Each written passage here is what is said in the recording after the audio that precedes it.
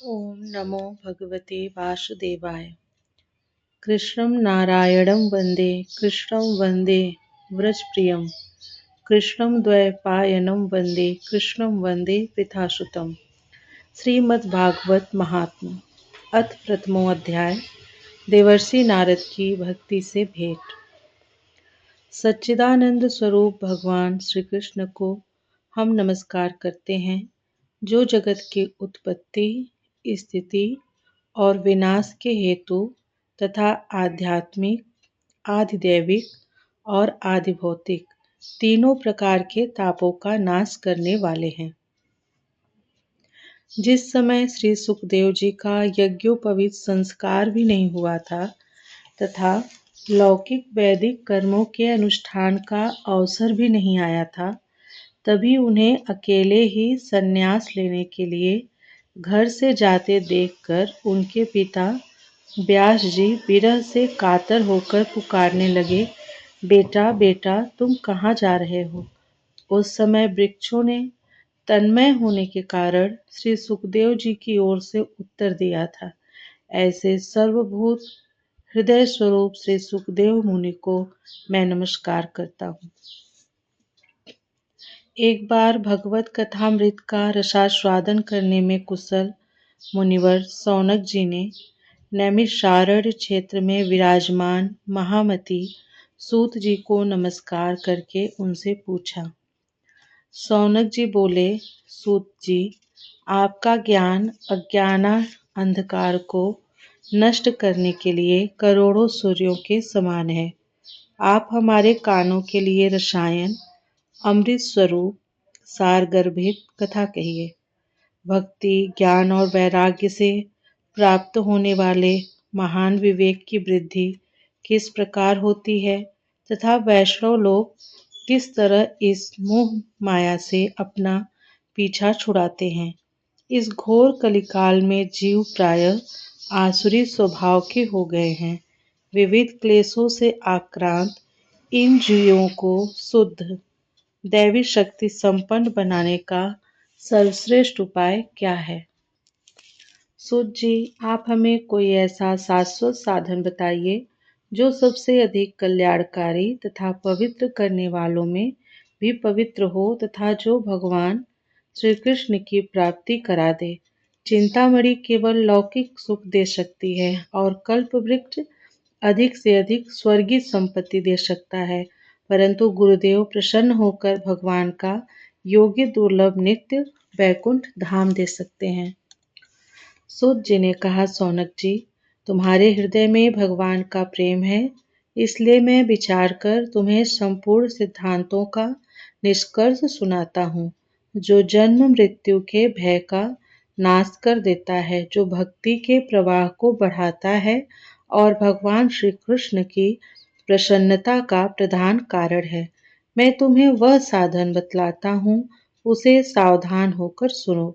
श्री सुखदेव जी ने कलयुग में जीवों के काल रूपी सर्प के मुख का ग्रास होने के त्रास का आत्यांतिक नाश करने के लिए श्रीमद् भगवत शास्त्र का प्रवचन किया है।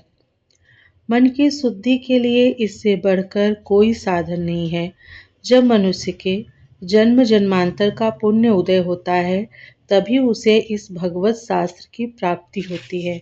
जब सुखदेव जी राजा परीक्षित को यह कथा सुनाने के लिए सभा में विराजमान हुए, तब देवता लोग उनके पास अमृत का कलश लेकर आए। देवता अपना काम बनाने में बड़े कुशल होते हैं, अतः यहाँ भी सबने सुखदेव मुनि को नमस्कार करके कहा, आप यह अमृत लेकर बदले में हमें कथामृत का दान दीजिए। इस प्रकार परस्पर विनिमय अदला बदली हो जाने पर राजा परीक्षित अमृत का पान करें और हम सब श्रीमद् भगवत रूप अमृत का पान करें। इस संसार में कहाँ काच और कहाँ महामूल्य मणि तथा कहाँ सुधा और कहाँ कथा। श्री सुखदेव जी यह सोचकर उस समय देवताओं की हंसी उड़ा दी। उन्हें भक्ति शून्य कथा का अनाधिकारी जानकर कथामृत का दान नहीं किया। इस प्रकार यह श्रीमद् भगवत की कथा देवताओं को भी दुर्लभ है। पूर्व काल में श्रीमद् भागवत के श्रवण से ही राजा परीक्षित की मुक्ति देखकर ब्रह्मा जी को भी बड़ा आश्चर्य हुआ था। उन्होंने सत्यलोक में तराजू बांधकर सब साधनों को तौला। अन्य सभी साधन तौल में हल्के पड़ गए। अपने महत्व के कारण भागवत ही सबसे भारी रहा। यह देखकर सभी ऋषियों को बड़ा विस्मय हुआ।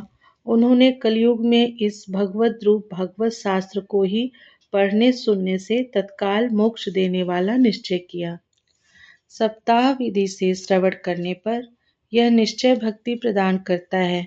पूर्व काल में इसे दयापरायण सनकादि ने देवर्षि नारद को सुनाया था। यद्यपि देवर्षि ने पहले ब्रह्मा जी के मुख से इसे श्रवण कर लिया था, तथापि सप्ताह श्रवण की विधि तो उन्हें सनकादि ने ही बताई थी। सौनक जी ने पूछा, सांसारिक प्रपंच से मुक्त एवं विचरणशील नारद जी का सनकादि के साथ संयोग कहाँ हुआ और विधि विधान के श्रवण में उनकी प्रीति कैसे हुई। सूत जी ने कहा, अब मैं तुम्हें वह भक्ति पूर्वक कथानक सुनाता हूँ जो सुखदेव जी ने मुझे अपना अनन्य शिष्य जानकर एकांत में सुनाया था। एक दिन विशालपुरी में वे चारों नीलमर ऋषि सत्संग के लिए आए। वहां उन्होंने नारद जी को देखा। सनकादि ने पूछा, ब्राह्मण, आपका मुख उदास क्यों हो रहा है? आप चिंतातुर कैसे हैं? इतनी जल्दी जल्दी आप कहाँ जा रहे हैं और आपका आगमन कहाँ से हो रहा है? इस समय तो आप उस पुरुष के समान व्याकुल जान पड़ते हैं जिसका सारा धन लुट गया हो। आप जैसे आसक्ति रहित पुरुषों के लिए यह उचित नहीं है। इसका कारण बताइए। नारद जी ने कहा, मैं सर्वोत्तम लोक समझकर पृथ्वी में आया था। यहाँ पुष्कर, प्रयाग, काशी, गोदावरी, नासिक, हरिद्वार, कुरुक्षेत्र, श्रीरंग और सेतुबंध आदि कई तीर्थों में मैं इधर उधर विचरता रहा, किंतु मुझे कहीं भी मन को संतोष देने वाली शांति नहीं मिली। इस समय अधर्म के सहायक कलयुग ने सारी पृथ्वी को पीड़ित कर रखा है। अब यहाँ सत्य, तप, शौच, दया, दान आदि कुछ भी नहीं है। बेचारे जीव केवल अपना पेट पालने में लगे हुए हैं। वे असत्यभाषी, आलसी, मंदबुद्धि, भाग्यहीन, उपद्रवग्रस्त हो गए हैं। जो साधु संत कहे जाते हैं वे पूरे पाखंडी हो गए हैं। देखने में तो वे विरक्त हैं, किंतु स्त्री, धन आदि सभी का परिग्रह करते हैं।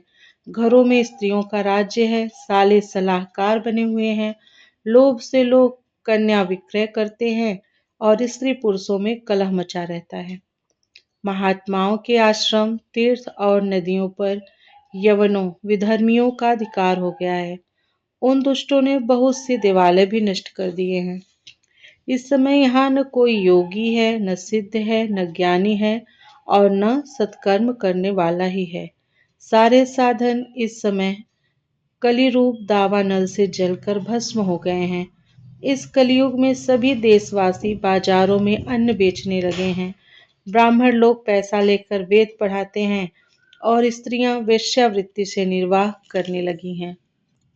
इस तरह कलयुग के दोष देखता और पृथ्वी पर विचरता हुआ मैं यमुना जी के तट पर पहुंचा, जहां भगवान श्री कृष्ण की अनेकों लीलाएं हो चुकी हैं।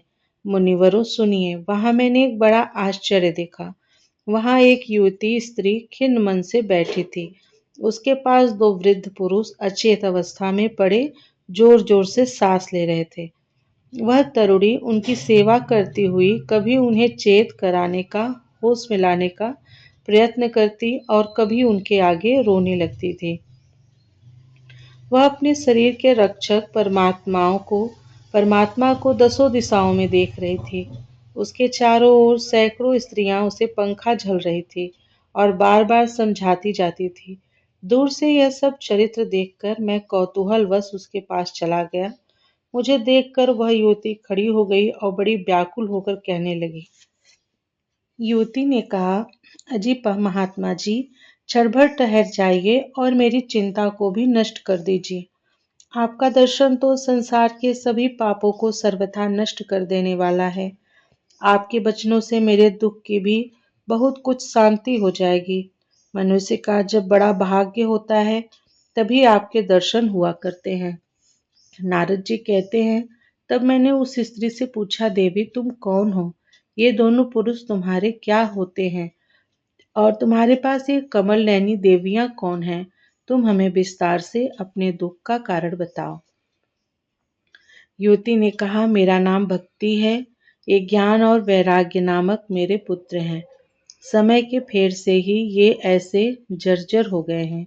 ये देवियां गंगा जी आदि नदियां हैं। ये सब मेरी सेवा करने के लिए ही आई हैं। इस प्रकार साक्षात देवियों के द्वारा सेवित होने पर भी मुझे सुख शांति नहीं है। तपोधन, अब ध्यान देकर मेरा वृत्तांत सुनिए। मेरी कथा वैसे तो प्रसिद्ध है, फिर भी उसे सुनकर आप मुझे शांति प्रदान करें।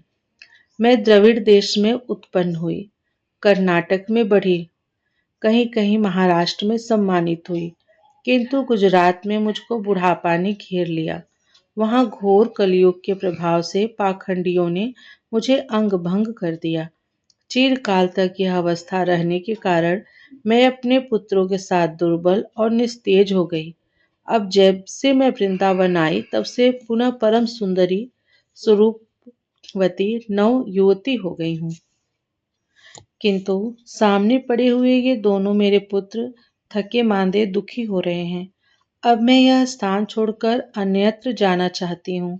ये दोनों बूढ़े हो गए हैं, इसी दुख से मैं दुखी हूँ। मैं तरुणी क्यों और ये दोनों मेरे पुत्र बूढ़े क्यों? हम तीनों साथ साथ रहने वाले हैं, फिर यह विपरीतता क्यों है? होना तो यह चाहिए कि माता बूढ़ी हो और पुत्र तरुण हो। इसी से मैं आश्चर्यचकित चित्त से अपनी इस अवस्था पर शोक करती रहती हूँ। आप परम बुद्धिमान एवं योग निधि हैं, इसका क्या कारण हो सकता है, बताइए। नारद जी ने कहा, साध्वी, मैं अपने हृदय में ज्ञान दृष्टि से तुम्हारे संपूर्ण दुख का कारण देखता हूँ। तुम्हें विषाद नहीं करना चाहिए।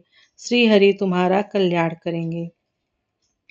सूत जी कहते हैं, मुनिवर नारद जी ने एक क्षण में ही उसका कारण जानकर कहा। नारद जी ने कहा, देवी सावधान होकर सुनो, यह दारुण कलयुग है। इसी से इस समय सदाचार, योग मार्ग और तप आदि सभी लुप्त हो गए हैं।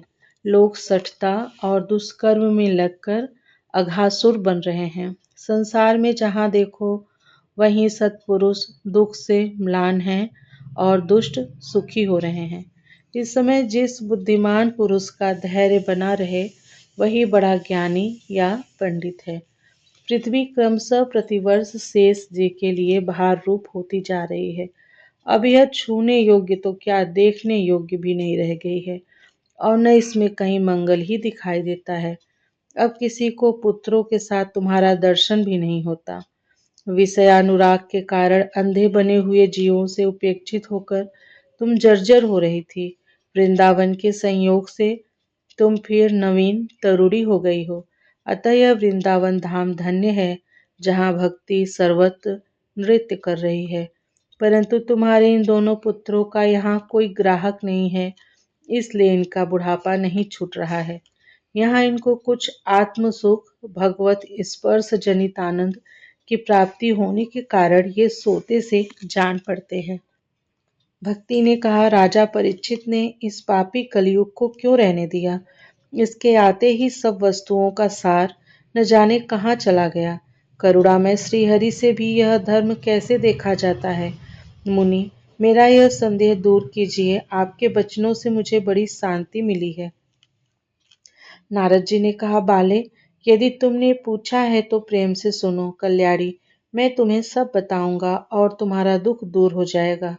जिस दिन भगवान श्री कृष्ण इस भूलोक को छोड़कर अपने परम धाम को पधारे, उसी दिन से यहाँ संपूर्ण साधनों में बाधा डालने वाला कलयुग आ गया। दिग्विजय के समय राजा परीक्षित की दृष्टि पड़ने पर कलयुग दीन के समान उनकी शरण में आया। भ्रमर के समान सारग्राही राजा ने यह निश्चय किया कि इसका वध मुझे नहीं करना चाहिए, क्योंकि जो फल तपस्या, योग एवं समाधि से भी नहीं मिलता, कलयुग में वही फल श्री हरि कीर्तन से ही भली भांति मिल जाता है। इस प्रकार सारहीन होने पर भी उसे इस एक ही दृष्टि से सारयुक्त देखकर उन्होंने कलयुग में उत्पन्न होने वाले जीवों के सुख के लिए ही इसे रहने दिया था। इस समय लोगों के कुकर्म में प्रवृत्त होने के कारण सभी वस्तुओं का सार निकल गया है और पृथ्वी के सारे पदार्थ बीजहीन भूसी के समान हो गए हैं। ब्राह्मण केवल अन्न धनादि के लोभवश घर घर एवं जन जन को भागवत की कथा सुनाने लगे हैं, इसलिए कथा का सार चला गया। तीर्थों में नाना प्रकार के अत्यंत घोर कर्म करने वाले नास्तिक और नारकी पुरुष भी रहने लगे हैं, इसलिए तीर्थों का भी प्रभाव जाता रहा। जिनका चित्त निरंतर काम, क्रोध, महान लोभ और तृष्णा से तपता रहता है, वे भी तपस्या का ढोंग करने लगे हैं, इसलिए तप का भी सार निकल गया। मन पर काबू न होने के कारण तथा लोभ, दंभ और पाखंड का आश्रय लेने के कारण एवं शास्त्र का अभ्यास न करने से ध्यान योग का फल मिट गया। पंडितों की यह दशा है कि वे अपनी स्त्रियों के साथ भैंसों की तरह रमण करते हैं। उनमें संतान पैदा करने की ही कुशलता पाई जाती है। मुक्ति साधन में वे सर्वथा अकुशल हैं। संप्रदायानुसार प्राप्त हुई वैष्णवता में कहीं देखने में नहीं आती। इस प्रकार जगह जगह सभी वस्तुओं का सार लुप्त हो गया है। यह तो इस युग का स्वभाव ही है, इसमें किसी का दोष नहीं है। इसी से पुंडरीकाक्ष भगवान बहुत समीप रहते हुए भी यह सब सह रहे हैं। सूत जी कहते हैं, सौनक जी, इस प्रकार देवर्षि नारद के वचन सुनकर भक्ति को बड़ा आश्चर्य हुआ। फिर उसने जो कुछ कहा उसे सुनिए। भक्ति ने कहा, देवर्षि, आप धन्य हैं। मेरा बड़ा सौभाग्य था जो आपका समागम हुआ। संसार में साधुओं का दर्शन ही समस्त सिद्धियों का परम कारण है। आपका केवल एक बार का उपदेश धारण करके कयाधु कुमार प्रहलाद ने माया पर विजय प्राप्त कर ली थी। ध्रुव ने भी आपकी कृपा से ही ध्रुवपद प्राप्त किया था। आप सर्व मंगलमय और साक्षात श्री ब्रह्मा जी के पुत्र हैं। मैं आपको नमस्कार करती हूँ। इति श्री पद्म पुराणे उत्तरखंडे श्रीमद्भागवत महात्म्ये भक्ति नारद समागमो नाम प्रथमो अध्याय। यहाँ पे श्रीमद्भागवत का पहला अध्याय पूरा होता है। हरे नमः, हरे नमः, हरे नमः। ओम नमः पार्वती पतये, हर हर महादेव।